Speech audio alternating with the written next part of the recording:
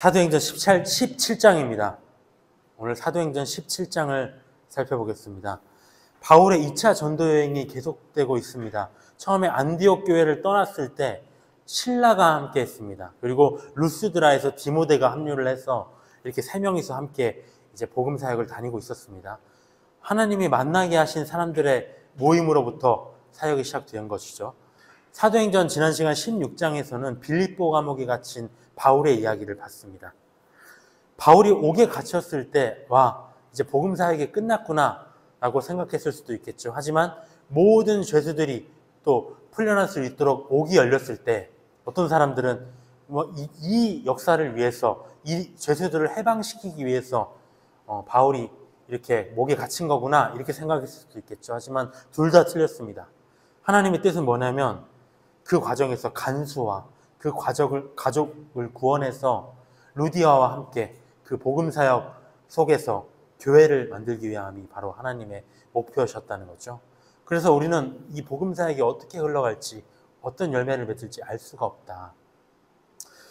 이 사도행전의 얘기는 전도와 구원의 이야기들은 허황된 전설이나 신화가 아니라는 것 우리가 알아야 됩니다. 그리스 신화나 이런 것들과 다르다. 실제 우리 삶 속에서 일어나고 있는 현실이고 바로 지금도 또 내일 당장 우리 교회 안에 일어날 수 있는 현실이다 라고 보면서 현실감을 가지고 살펴봐야 되겠습니다. 1절로 한번 들어가 보도록 하겠습니다. 데살로니가의 일입니다. 그들이 암비볼리와 아볼로니아로 다녀가 데살로니가에 이르니 거기 유대인의 회당이 있는지라. 꼭 회당에 들어가죠. 바울이 자기의 관례대로 그들에게 들어가서 새 안식일에 3주를 말하는 겁니다. 성경을 가지고 강론하여 뜻을 풀어 그리스도가 해를 받고 죽은 자 가운데서 다시 살아나야 할 것을 증언하고 이르되 내가 너희에게 전하는 이 예수가 곧 그리스도다 이렇게 전파를 했습니다. 유대교 회당, 자기의 관례가 뭐냐? 바울의 관례는 유대교 회당에서 복음을 전하는 겁니다. 그게 바로 복음의 거점지라고 생각을 했어요. 사역의 원칙이죠. 단기간 동안 복음을 전하고 바로 떠나야 되는데 하나님을 아예 믿지 않는 사람들에게 앉아가지고 전할 시간이 없었다는 거죠. 그래서 하나님을 아는 사람들을 통해서 복음을 전하고 그들을 통해서 다시 또 다른 복음의 열매가 맺어질 수 있도록 하는 것이 바울의 목표였습니다. 그래서 3주간 새 안식일 동안 회당에서 가르쳤고요. 구약 성경을 가지고 말씀의 뜻을 풀어서 가르쳤고 최종적으로는 메시아의 죽음과 부활을 가르치면서 그자가 바로 너희가 못 박아 죽인 예수였다 이렇게 증언을 한 겁니다.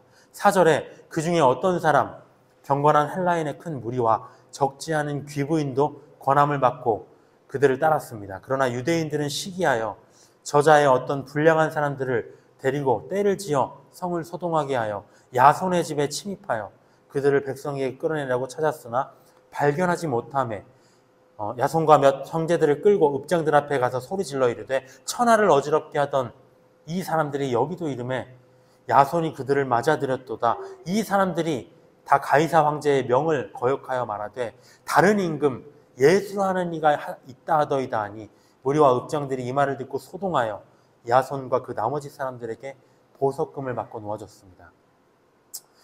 소동이 일어났고요. 복음이 전해짐으로 인해서 어떤 문제가 발생했다. 이들의 입장에서는 뭐냐? 천하를 소동하게 하고 있다라고 얘기합니다. 마태복음 10장 34절에서 예수님은 내가 세상에 화평을 주러 온 것이 아니요 검을 주러 왔다고 하셨습니다. 예수님은 화평의 왕이신데 왜 화평을 주러 왔다고 하지 않으셨냐? 자기 몸을 들여서 사람과 하나님 사이에 화평은 주셨어요. 또 사람들 사이에 화평 그리고 평안을 주시는 분은 맞습니다. 그런데 여기서 말씀하시는 뜻은 뭐냐면 믿는 교회와 믿지 않는 자들이 나뉠 것이다 라고 얘기하시는 것. 그래서 믿지 않는 세상에게는 검이 주어진다는 거죠. 세상은 그 검을 가지고 교회를 죽이려고 합니다. 복음으로 인해서 필연적으로 믿는 자들과 믿지 않는 자들 간에 분쟁이 일어난다는 거죠. 바울의 전도 여행에서도 마찬가지 복음이 전해지는 곳마다 영접하는 자와 대적하는 자로 계속 나뉩니다. 이상하죠. 정말 복음을 받아들이면 교회 안에서 늘 기쁨이 있고 즐거움이 있어야 되는데 반대하는 세력들이 반드시 나타난다는 겁니다. 유대교 회당 안에 경건한 헬라인들, 심지어 그들 중에 귀족들까지도 예수님을 다 믿었어요.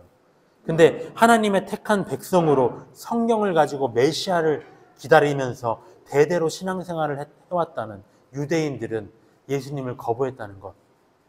처음에는 그들이 바울에게 호의를 베풀었겠죠. 그래서 유대교 회당에서 한번 설교를 해보시죠 했다가 사람들이 그를 따르니까 악심을 품고 잡아 죽이려고 하는 것. 정말 악한 모습입니다.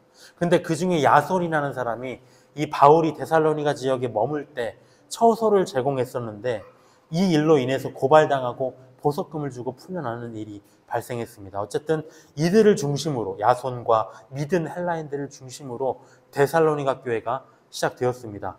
10절부터는 베레아예요. 밤에 형제들이 곧 바울과 실라를 베레아로 보내니 그들이 이르러 유대인의 회당에 들어갑니다. 또 회당에 들어갔죠. 베레아에 있는 사람들은 데살로니가에 있는 사람들보다 더 너그러워서 간절한 마음으로 말씀을 받고 이것이 그러한가 하여 날마다 성경을 상고함으로 그 중에 믿는 사람이 많고 헬라의 귀부인과 남자가 적지 않게 믿었다고 합니다. 11절에 보면 똑같은 복음을 전했는데 다른 지역의 사람들보다 이 지역의 사람들이 특별히 너그러웠다라고 하는 거죠. 너그럽다.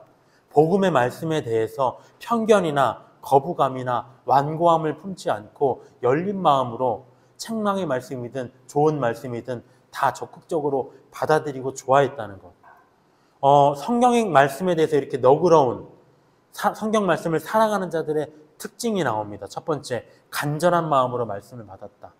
받는다는 것은 듣는다는 게 아니에요. 라디오처럼 듣는다는 게 아니라 그 말씀이 내 마음을 울려서 이제 이 말씀대로 살아야 되겠는데 결단하고 행하게 되는 것, 다짐하게 되는 것을 말합니다. 두 번째 특징은 뭐냐면 그러한가 하여 날마다 상고했다는 거죠. 우리가 로또 1등에 당첨되었다고 생각을 해보면 내일 내가 농협 본점에 가서 그 돈을 수령받기로 돼 있어요. 그러면 그날 밤에 잘 수 있을까요? 계속 생각하고 이 돈을 받으면 뭐 할까 생각하면서 거기에 빠져 있겠죠. 그와 같이 매일의 말씀에 사로잡혀서 묵상하고 공부하고 날마다 상고하는 것이 바로 말씀을 사랑하는 자들, 너그러운 자들의 특징이라는 것. 그들의 말씀을 대하는 자세로 인해서 어떤 일이 발생했느냐? 믿지 않는 자가 적지 않게 늘어났다고 합니다. 베레아 사람들의 말씀을 대하는 자세, 간절함, 어떻게든 지키려고 행하려는 그 마음. 근데 받은 말씀을 또 주일이 지나서 평일이 돼서 흘려보내는 것이 아니라 내 삶의 이정표로 삼고자 하는 자세. 그게 바로 올 한 해 우리 교회의 모습이 되어야 됩니다. 어떤 말씀, 이 말씀으로 인해서 내 인생이 어떻게 바뀔까? 간절히 기대해야 되고요. 지키려고 하는 마음이 있어야 된다. 13절에 보면 데살로니가에 있는 유대인들은 바울이 하나님의 말씀을 베레아에서도 전하는 줄을 알고 굳이 거기까지 쫓아가가지고 핍박을 합니다. 근데 형제들이 바울을 내보내어 바다까지 가게 하되 실라와 디모데는 아직 남아있었다. 그러니까 베레아 교회에 남아있었다는 거죠. 왜? 바울은 떠났지만, 바울은 지금 다른 곳으로 아테네로 떠났지만 이들은 너무 머물렀습니다. 왜? 그들이 너무 말씀을 사모하니까 더 가르침을 전해주고 싶었다는 거죠. 그래서 실라와 디모데가 남아서 그들에게 복음을 더 전하고 이동하게 됩니다. 15절, 바울을 인도하는 사람들이 그를 데리고 아덴까지 이르러 그에게서 실라와 디모데를 자기에게로 속히 오게 하라는 명령을 받고 떠났습니다. 이제 아테네에 바울이 도착하니까 베레아에 있던 실라와 디모데 이제 그만 가르치고 나 있는 대로 와라, 아테네로 와라. 그렇게 얘기를 해놓고 도착할 때까지 바울은 아테네에 머물렀습니다. 그리스 지역이죠. 그리스의 수도. 16절에 바울이 아덴에서 그들을 기다리다가 그 성에 우상이 가득한 것을 보고 마음에 격분하여 회당에서는 유대인과 경건한 사람들과 장터에서는 날마다 만나는 사람들과 변론했다고 합니다.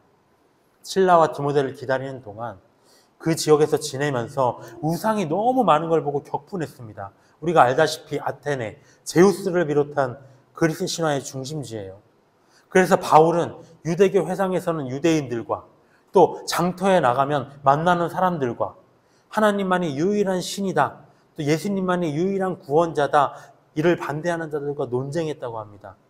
우리 아테네 지역, 이러한 신중심, 우상 중심인 신본주의와 함께 아테네는 또 뭐가 있었냐면 인본주의도 있었어요. 반대로 사람 중심. 18절에 보면 어떤 에피쿠로스와 스토아 철학자들도 바울과 쟁론할세, 어떤 사람은 이르되 이 말쟁이가 무슨 말을 하고자 하느냐고, 어떤 사람은 이르되 이방 신들을 전하는 사람인가 보다 하니 이는 바울이 예수와 부활을 전하기 때문이더라.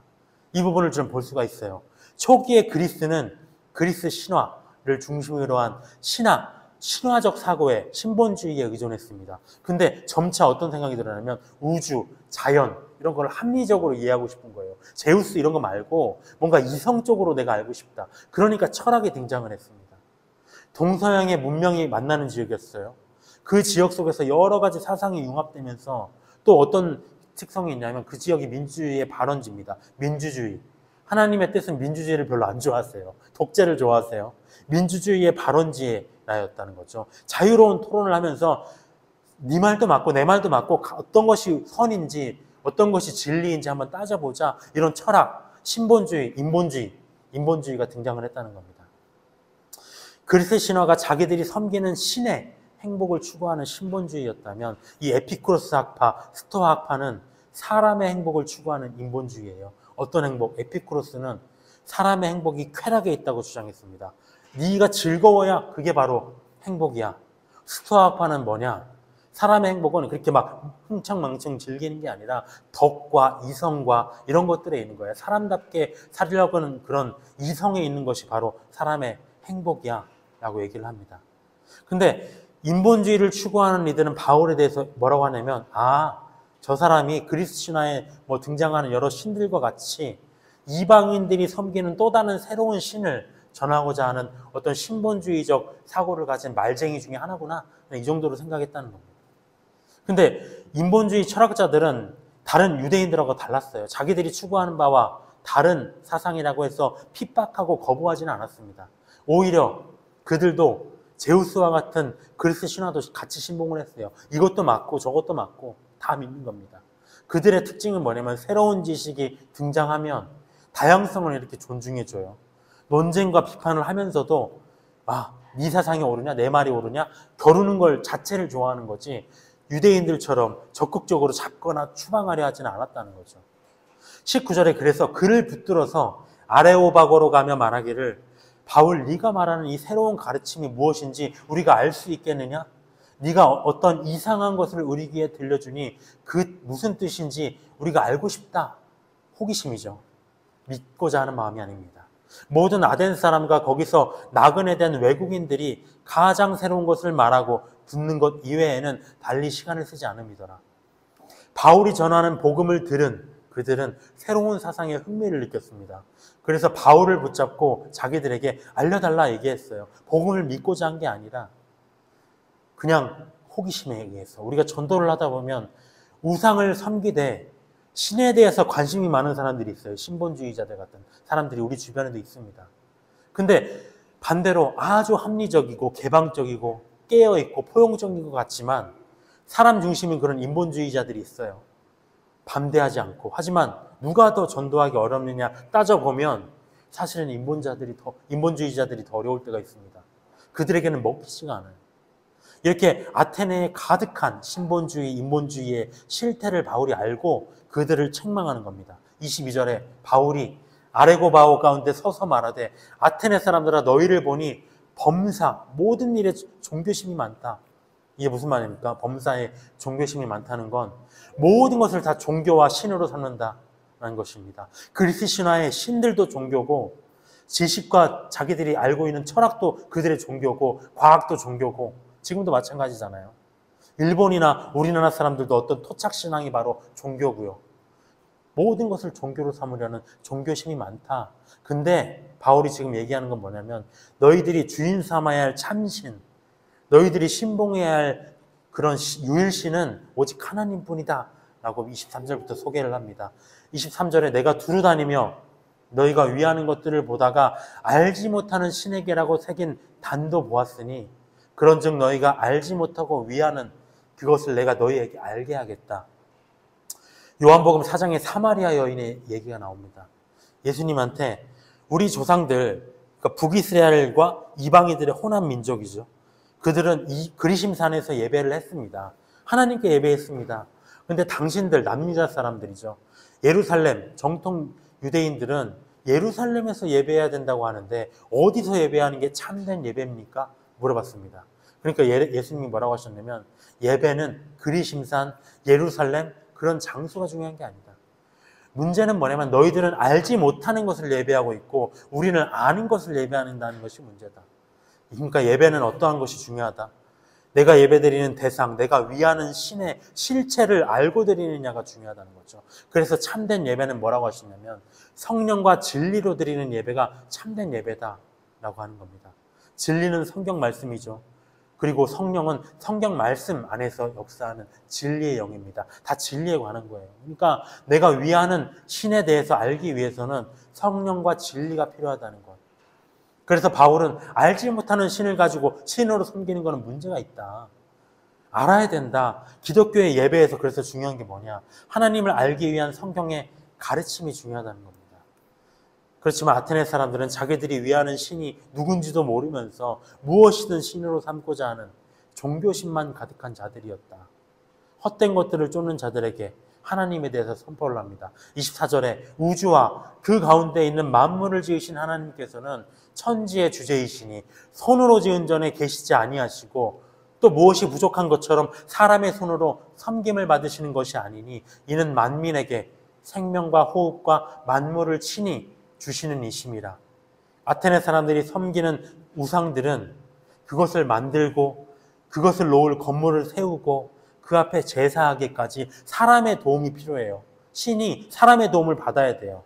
근데 하나님은 사람의 도움이 필요 없다는 거죠. 스스로 계신 우주 만물의 창조자, 창조의 근본이시요. 오히려 사람에게 도움을 주시는 분이다 얘기하고 있습니다. 어떤 도움? 생명과 호흡과 이 모든 좋은 것들을 주시는 26절에 인류의 모든 족속을 한 혈통으로 만드사 아담의 혈통이죠. 온 땅에 살게 하시고 그들의 연대를 정하시며 거주의 경계를 한정하셨으니 이는 사람으로 혹 하나님을 더듬어 찾아 발견하게 하려 하심이로되 그는 우리 각 사람에게서 멀리 계시지 않도다. 하나님은 자신을 사람들에게 드러내는 방식이 두 가지가 있습니다. 지난 시간에 봤지만 특별 계시, 자기를 직접 드러내시는 성경, 성경의 권위를 인정하는 하나님을 믿는 자들만이 접근할 수가 있는 그 성경이죠. 태초에 하나님이 천지를 창조하셨다로부터 시작되는 성경입니다. 근데 믿지 않으면 성경을 받을 수가 없어요. 근데 이들을 위해서 무엇을 주셨냐면 일반 계시를 주셨다는 거죠. 자기를 간접적으로 드러내시는 자연과 역사와 또 양심이 있습니다.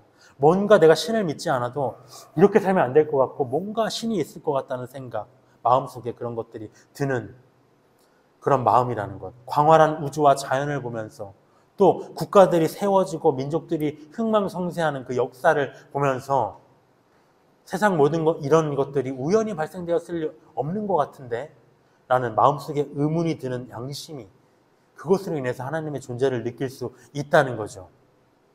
그래서 오늘 26절, 27절에는 일반 계시를 얘기하고 있는 겁니다. 하나님의 택한 백성으로서 성경이 주어진 유대인들 뿐만 아니라 성경이 없는 너희들도 전 세계에서 목도하는 이 국가와 민족의 놀라운 일들 속에서 마음만 먹으면 더듬어서 하나님을 찾아 발견할 수 있다. 하나님은 모든 사람에게 멀리 계신 신이 아니라 마음만 먹으면 가까이 교제할 수 있는 분이시다. 왜? 온 세상에 충만하신 분이기 때문에. 28절에 우리가 그를 힘입어 살며 기동하며 존재하느니라. 너희 시인 중 어떤 사람들의 말과 같이 우리가 그의 소생이라 하니 이와 같이 하나님의 소생이 되었은즉 하나님을 금이나 은혜나 돌에나 사람의 기술과 고안으로 새긴 것들과 같이 여길 게 아니다. 너희들이 생각하는 짧은 지식 그런 것들을 신봉할 게 아니다. 하나님은 다른 존재이시다. 그리스 시인 아라투스라는 사람은 파이노메아라는 자기 책에서 제우스를 가리켜서 우리는 그의 자손이다 이렇게 얘기했어요. 바울은 이 부분을 인용하는 거죠. 똑똑한 사람이었습니다. 그러면서 모든 사람은 우상인 제우스의 자녀가 아니라 하나님을 힘입어서 살고 하나님을 힘입어서 기동, 움직이고 하나님을 힘입어서 존재하는 하나님의 자녀, 그분의 아들이라는 거죠. 로마서 11장 34절, 36절에 누가 주의 마음을 알았느냐? 누가 그의 모사가 되었느냐? 누가 주께 먼저 드려서 갚으심을 받겠느냐? 이는 만물이 주에게서 나오고 주로 말미암고 주에게로 돌아갑니다. 그에게 영광이 세세에 있을지어다. 아멘. 이라고 되어 있습니다. 30절에 알지 못하던 시대에는 하나님이 간과했다. 이제는 어디든지 사람에게 다 명하사 회개하라 하셨으니 이는 정하신 사람 예수님이죠. 그로 하여금 천하를 공의로 심판한 날을 작정하시고 이에 그를 죽은 자 가운데서 다시 살리신 것으로 모든 사람에게 믿을 만한 증거를 주셨습니다. 하나님에 대해 직접적으로 아는 것이 유대인들에게만 허락되었던 시대가 있었습니다. 이방인들은 알지 못했던 시대가 있었어요. 근데 그때에는 이방인들에 대한 심판을 적극적으로 주장하지는 않으셨어요. 봐줘왔다는 거죠. 근데 이제는 하나님이 정하신 예수님을 통해서 그분을 부활시키셔서 자기가 유일한 참신이라는 증거를 세계 만방에 이방인들까지 주고 계신다는 겁니다. 이제 그 증거인 복음이 천하에 전해졌기 때문에 이를 믿고 회개하지 않는 자들은 작정된 예수님의 심판을 간과할 수 없게 되었다라고 하는 것. 32절에 그들이 죽은 자의 부활을 듣고 어떤 사람은 조롱도 하고 어떤 사람은 이 일에 대하여 네 말을 다시 듣겠다 하니 다시 들으면 뭐합니까? 믿고자 하는 마음이 없는데 이에 바울이 그들 가운데서 떠나버립니다. 이들에게는 소망이 없다. 몇 사람이 그를 가까이 하여 믿으니 그 중에는 아레보가오와 관리 디오누시오와 다말이라 하는 여자와 또 다른 사람들도 있더라. 믿을 자는 믿는 것이죠. 종교심이 많은 이방인들 속에서도 구원받기로 작정된 몇 사람은 바울의 복음을 듣고 예수님을 믿었습니다. 하나님의 말씀을 들었을 때 아테네 사람들은 새로운 가르침에 대한 흥미로 여겼어요. 좋은 말, 좋은 사상, 재밌는 얘기로. 지인 중에 어떤 믿지 않은 분이 교회 다니는 사람들은 자꾸 성경을 들이밀면서 예수님의 부활이 여기 있으니까 믿으라고 하는데 나는 성경을 믿지가 않는데 왜 그들은 꼭 성경을 근거로 되느냐고 얘기합니다. 왜 성경에 기록되어 있다고 맹신을 해야 되지? 그러니까 출발이 안 되는 거예요. 그러나 우리는 그래도 성경으로만 말할 뿐 그들이 믿기를 바랄 뿐이죠. 그들에게 성경의 권위가 인정되지 않으면 안타까울 뿐이지 우리가 그 성경의 권위를 부인할 수가 없습니다. 어떤 권위? 천지 만물을 창조한 하나님의 말씀 성경이 예수님이라는 권위죠. 요한복음 1장 1절부터 3절에 태초에 말씀이 계시니라. 이 말씀이 하나님과 함께 계셨으니 이 말씀은 곧 하나님이시다. 그가 태초에 하나님과 말씀이 함께 계셨고 만물이 그로 말미암아 지은 바 되었으니 지은 것이 하나도 그가 없이는 된 것이 없느니라. 14절에 말씀이 육신이 되어 우리 가운데 거하시며 우리가 그의 영광을 보니 아버지의 독생자의 영광이요 은혜와 진리가 충만하더라. 이렇기 때문에 말씀이 곧 성경이 곧 예수님이기 때문에 창조의 근본이기 때문에 크리스천에게 성경은 전부입니다. 올 한 해는 베레아 사람들처럼 하나님의 말씀을 간절한 마음으로 듣는 것이 아니라 받고 날마다 상고하면서 기쁠 때나 슬픔 때나 말씀과 함께 웃고 울면서 동행하는 우리 교회가 되어야 되겠습니다. 기도로 마치겠습니다.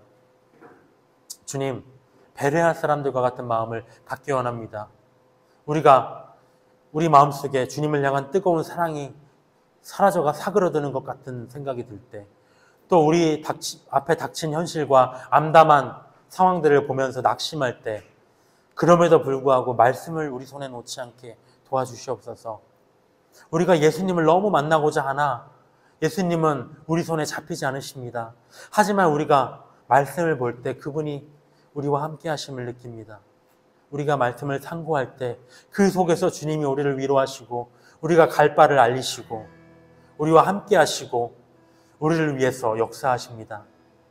올 한 해는 날마다 이 성경 말씀이 그러한 거하여 상고하는, 그리고 무엇보다 이 성경 말씀을 단순히 듣고 흘려보내는 것이 아니라 월요일 되면 다시 다 잊어버리고 제자리로 돌아가는 신앙이 아니라 오직 그 말씀을 마음에 받고 단 한 가지라도 변화될 수 있는 믿음을 간직하는 우리 교회가, 우리 신앙생활이 될 수 있도록 성령님 역사하여 주시옵소서. 살아계신 우리 주 예수 그리스도의 이름으로 기도드렸습니다. 아멘.